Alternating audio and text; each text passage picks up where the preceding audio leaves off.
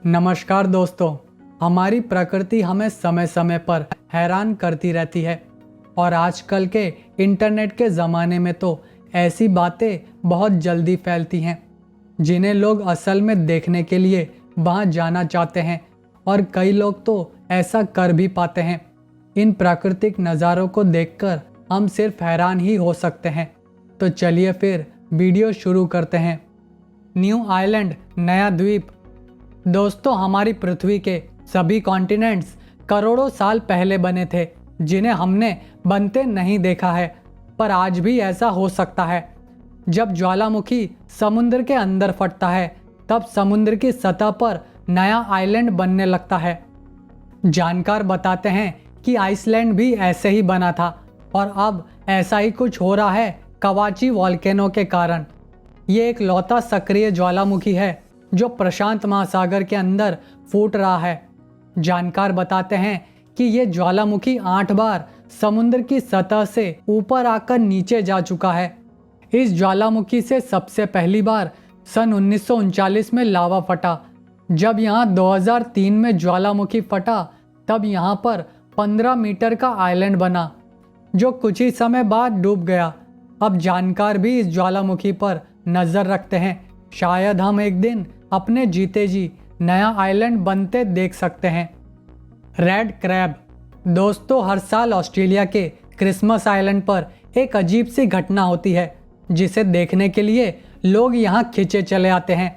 यहाँ करीबन 50 लाख लाल केकड़े रहते हैं, पर अक्टूबर से दिसंबर के महीने तक ये केकड़े ज़मीन को छोड़कर समुद्र में जाने लगते हैं ताकि वे अंडे दे सकें। और ये नज़ारा देखने लायक होता है क्योंकि यहाँ के रास्ते और बीचेस पूरी तरह से लाल केकड़ों से भर जाते हैं। नर केकड़े बीच पर खड्डा करते हैं मादा को रिझाने के लिए, फिर मादा के साथ समागम कर अपने खड्डे में मादा चली जाती है। तब तक नर वापस जंगल में चले जाते हैं।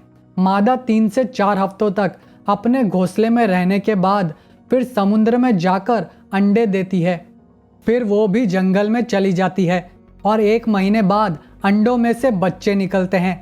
तब इनकी संख्या इतनी अधिक होती है कि छोटे छोटे केकड़ों से पूरा बीच भर जाता है जिससे पूरा बीच लाल रंग का दिखता है। ये बच्चे भी जंगल की तरफ जाते हैं और अपने माता पिता से मिलते हैं। ये घटना ऐसे ही हर साल चलती है। इस घटना को देखने लोग दूर दूर से यहाँ आते हैं। Volcanic lightning.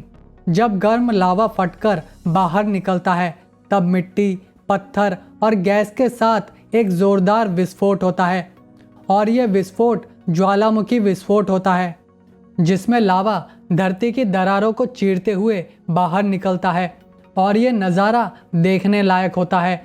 कई बार जब ज्वालामुखी फटता है तब एक तेज़ धमाके के साथ गैस और राख बाहर निकलती है। तब इस राख से बने बादल में बिजली कड़कती है, पर हर बार ज्वालामुखी विस्फोट में बिजली नहीं कड़कती है। हालांकि जानकार इसे अपने कैमरे में कैद करने के लिए हमेशा तैयार रहते हैं। ऐसा नज़ारा कुदरत बहुत कम बार दिखाती है, पर जब दिखाती है तब ये नज़ारा कुदरत का अजूबा लगता है। Ice disc. ये एक बर्फ़ का बड़ा या छोटा सा टुकड़ा होता है जो बर्फीले इलाकों में बनता है। जैसे कि आप देख सकते हो कि लोग इस पर खड़े होकर इसके मज़े ले रहे हैं क्योंकि अंदर से यह बर्फ़ काफ़ी मोटी परत की बनी होती है जो आसानी से नहीं टूटती है।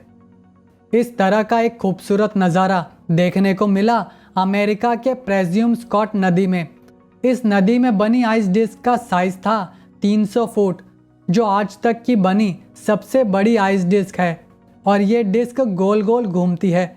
जानकार बताते हैं कि पानी के तापमान में होने वाले बदलाव के कारण ये घूमती है और इसका आकार एकदम गोल होता है। इस नदी की डिस्क को देखकर जानकार भी हैरान थे। लोग इसे देखने के लिए आने लगे। कई लोगों के हिसाब से ऐसा लग रहा था कि चांद ज़मीन पर उतर आया हो। ये कुदरत की एक खूबसूरत घटना है जिसे हम सिर्फ महसूस कर सकते हैं। आटाकामा रेगिस्तान। चिली का आटाकामा रेगिस्तान दुनिया के सबसे बड़े रेगिस्तानों में से एक है। एक दिन ये रेगिस्तान अचानक से ही खूबसूरत फूलों का बगीचा बन गया। ये रेगिस्तान फूलों का बगीचा बन गया क्योंकि यहाँ पर ऐसी बारिश हुई जिसने इस जगह को फूलों से भर दिया। यहाँ पर यह घटना हर 5 से 7 सालों में एक बार होती है। 2015 में ऐसा ही कुछ यहाँ हुआ जिसने इस रेगिस्तान को पूरी तरह से बदल दिया। यहाँ उगे फूल सूखकर इनके बीज जमीन में कई सालों तक दबे रहते हैं, पर जब भी यहाँ बारिश होती है तब ये बीज पौधे बनकर इनमें खूबसूरत फूल लग जाते हैं। ये घटना बताती है कि जीवन कहीं भी हो सकता है। बिजली कड़कना। आप सोच रहे होंगे कि बिजली कड़कना तो कोई बड़ी बात नहीं होती है, इससे कोई क्यों हैरान होगा। तो मैं बता दूं कि मैं कोई ऐसी वैसी बिजली कड़कने की बात नहीं कर रहा हूं। ये घटना पश्चिम वेनेजुएला की है, जहां कैटाटुम्बो नदी पर बिजली कड़कती है। इस नदी पर हर रोज रात के 8 बजे के बाद बिजली कड़कना शुरू होती है। आमतौर पर बिजली कड़कना कुछ घंटों के बाद बंद हो जाती है, लेकिन यहाँ पर हर रात करीबन 10 घंटे तक बिजली कड़कती है। और हैरान करने वाली बात यह है कि यहाँ पर बिजली सामान्य वातावरण में भी कड़कती है। इस बात से वैज्ञानिक परेशान हैं। वैज्ञानिकों की राय है कि नदी के चारों तरफ कई पहाड़ हैं। ये पहाड़ आसपास से आई गर्म और ठंडी हवाओं को नदी के ऊपर रोक लेते हैं, जिससे यहाँ हर रोज कई घंटे बिजली कड़कती है।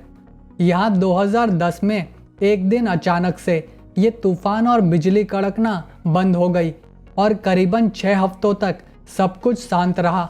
पर एक दिन फिर से ये बिजली कड़कना शुरू हो गई। किसी को नहीं पता कि ऐसा यहाँ क्यों होता है। ये वीडियो आगे देखने से पहले मैं आप सभी से कहूँगा कि अगर आपने मेरे चैनल को सब्सक्राइब नहीं किया है तो सब्सक्राइब कीजिए और बेल आइकन को भी प्रेस करना मत भूलिएगा। Abraham lake. ये बात है कनाडा के अल्बर्टा इलाके की, जब 1972 में यहाँ पर एक बहुत बड़ा डैम बनाने का काम शुरू किया गया। उसके साथ ही एक झील भी बनाई गई और उसका नाम अब्राहम लेक रखा गया। ये झील यहाँ की मानव निर्मित सबसे बड़ी झील है।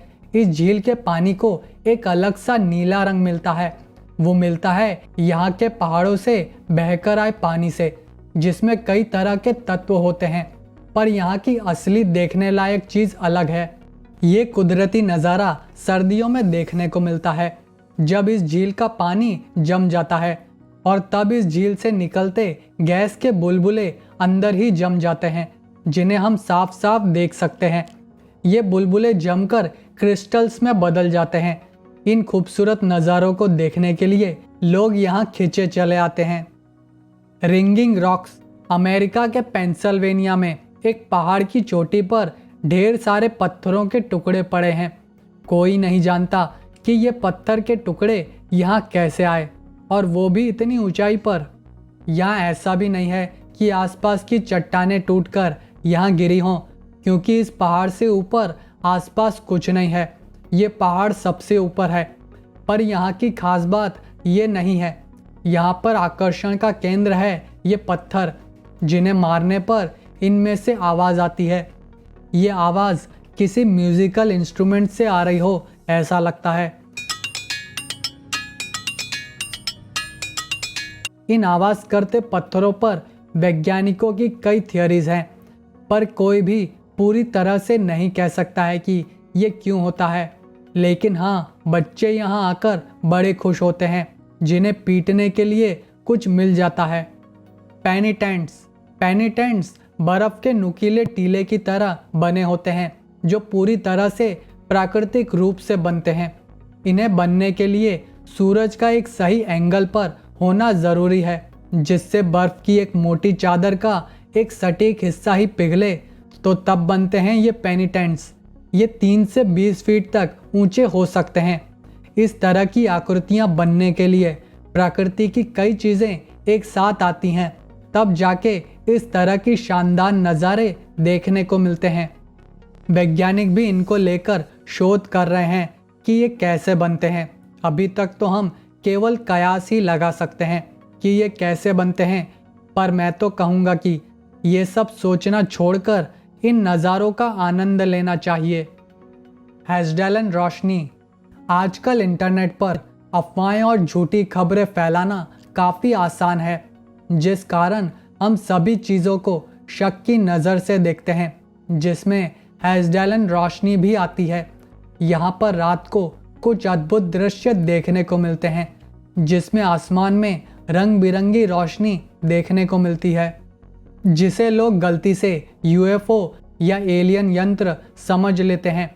जब ये तस्वीरें इंटरनेट पर आईं तो लोग इसे गलत और फर्जी मानते हैं, लेकिन असलियत में ये कोई झूठी बात नहीं है।